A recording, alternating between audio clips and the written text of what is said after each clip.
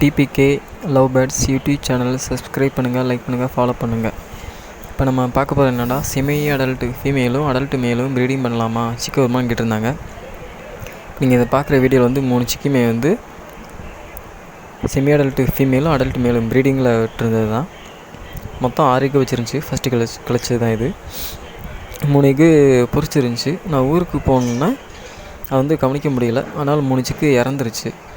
மிச்சம் 3 சிக்கு நல்லா க்ரோத்தாக தான் இருக்குது. இதில் வந்து சேல்ஸ் பண்ணுற வரைக்கும் இந்த வீடியோ போட்டிருப்பேன் நான். அதில் 2 சிக்கு வந்து சேல்ஸ் பண்ணிட்டேன். ஒரு சிக்கு வந்து ஒயிட்டு கிளியர் விங்கு, அது மட்டும் நான் வச்சுருக்கேன். அதோட ஃபோட்டோவும் நான் போட்டிருப்பேன்.